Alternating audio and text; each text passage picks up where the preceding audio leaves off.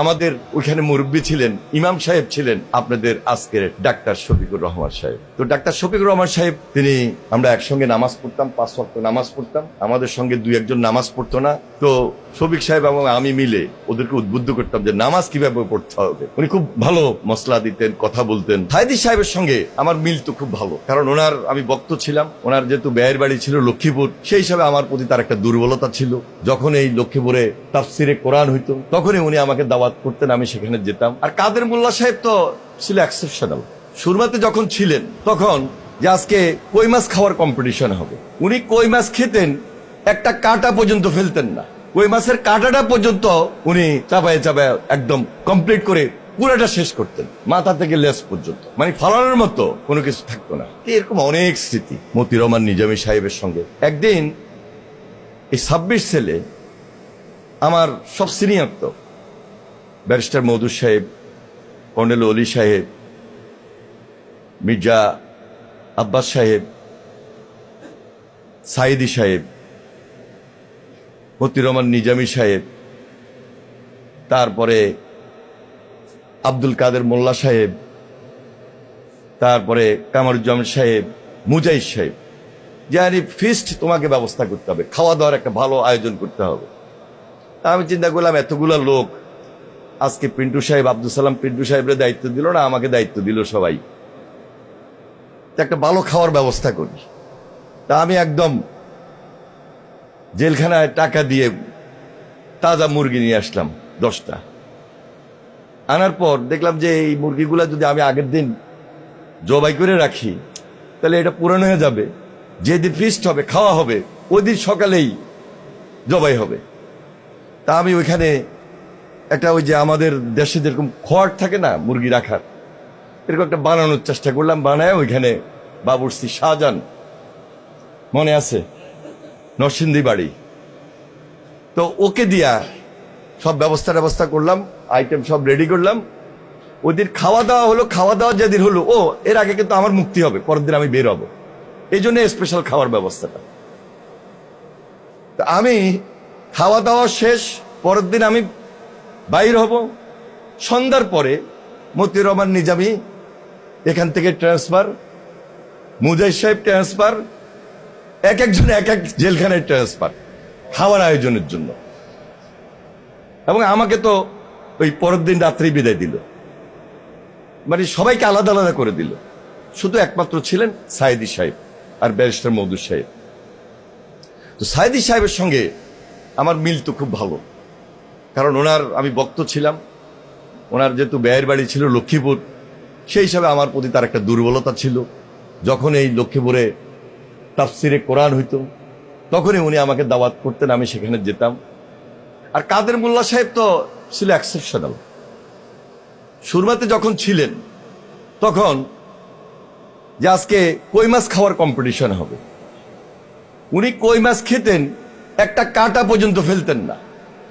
কই মাছের কাঁটাটা পর্যন্ত উনি চাপায় চাপায় একদম কমপ্লিট করে পুরোটা শেষ করতেন, মাথা থেকে লেস পর্যন্ত, মানে ফালানোর মতো কোনো কিছু থাকতো না। এরকম অনেক স্মৃতি মতিউর রহমান নিজামী সাহেবের সঙ্গে। তো এই যে আজকে এখানে আজহারুল ভাই বসা আছেন, উনি যেহেতু পাশের ছেলে ছিলেন, আমাদের সঙ্গে দেখা হওয়ার কোনো সুযোগ ছিল না, আমরা খোঁজ পেতাম। ঠিক ওই আরমানের ব্যবসা, আরমানের আব্বা, উনি যেহেতু কাশিমপুরে আমাদের থেকে ভিন্ন জায়গায় ওনাকে রেখেছিলেন, এই জন্য ওনাদের সঙ্গে দেখা হতো মেডিকেলে। আর ওনাকে তো ডান্ডাবাড়ি পরায় রাখতো সারাক্ষণ, উনি কোর্টে আসতেন, কোর্টে দেখা হইত। আর পরোয়ার ভাইয়ের কথা বলে আমি শেষ করছি। আমি যেদিন একদম কাশিমপুরে গেলাম, আমি দেখলাম যে কাশিমপুর যাওয়ার সঙ্গে সঙ্গে পরোয়ার ভাই আমার উপরে এসে উপস্থিত, যে আগামীকালকে সকালে আমার ব্রেকফাস্ট, ওনার দাওয়াত আমাকে নিতে হবে, বাসা থেকে খাওয়া আসবে, বা এখানে কি খাওয়াবে না খাওয়াবে আমি এখন রেডি না, প্রস্তুত না। তো পরের দিন সকালে ওনারা আমন্ত্রণ রাখলাম, ওনারা আমন্ত্রণে উপস্থিত হলাম। আর আমাদের ওইখানে মুরব্বী ছিলেন, ইমাম সাহেব ছিলেন আপনাদের আজকের ডাক্তার শফিকুর রহমান সাহেব। তো ডাক্তার শফিকুর রহমান সাহেব তিনি আমরা একসঙ্গে নামাজ পড়তাম, 5 ওয়াক্ত নামাজ পড়তাম। আমাদের সঙ্গে 2-1 জন নামাজ পড়তো না, তো শফিক সাহেব এবং আমি মিলে ওদেরকে উদ্বুদ্ধ করতাম যে নামাজ কিভাবে পড়তে হবে। উনি খুব ভালো মশলা দিতেন, কথা বলতেন। যাই হোক, সবকিছু মিলে জেলের যে আমাদের দীর্ঘদিনের এই যে অত্যাচার নির্যাতনের কাহিনী, এটা যদি আমি বলতে থাকি এরকম বই জমে যাবে। আর আমার রাজনৈতিক জীবনের বই যদি আমি লিখতে যাই, এটা লিখে শেষ করা যাবে না। আল্লাহর হুকুম 40 ঊর্ধ্ব হয়েছে। আমি 1980 সাল থেকে সরাসরি এই ছাত্র রাজনীতির সঙ্গে সম্পৃক্ত, প্রেসিডেন্ট জিয়ার সময় থেকে, ওনার হাত ধরে খালকাটা কর্মসূচি থেকে। তো প্রেসিডেন্ট জিয়া যেহেতু একজন দেশপ্রেমিক নেতা ছিলেন, তিনি যে একজন মোমেন ছিলেন, ওই প্রকৃত মোমেনের পিছনে রাজনীতি করার সুবাদে আমি নিজে চেষ্টা করি তার আদর্শকে ধারণ করা। তার রাজনৈতিক দর্শন আমাকে উদ্বুদ্ধ করেছিল। বিদায় সর্বশেষ দেশনেত্রী বেগম খালেদা জিয়ার নেতৃত্বে আমার রাজনৈতিক উত্থান ছাত্র জীবনে। এখন পর্যন্ত অনেকেই বলে যে এখনো ছাত্রের মতোই লাগে, আপনার বয়স তো খুব একটা বেশি হয় নাই।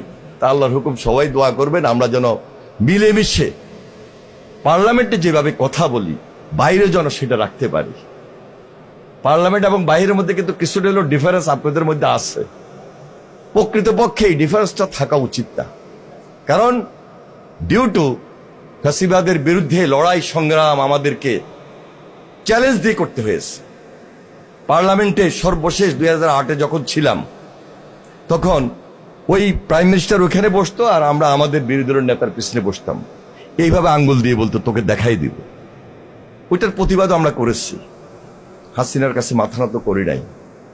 তো যাই হোক, সবাই নতুনভাবে দেশটাকে গড়ব, এটাই তো আমাদের কাছে সাধারণ মানুষের আশা প্রত্যাশা। এই প্রত্যাশার জায়গা থেকে আমরা সবাই ঐক্যবদ্ধ থাকবো। ধন্যবাদ সবাইকে। আসসালামু আলাইকুম ওয়া রাহমাতুল্লাহি ওয়া বারাকাতুহু।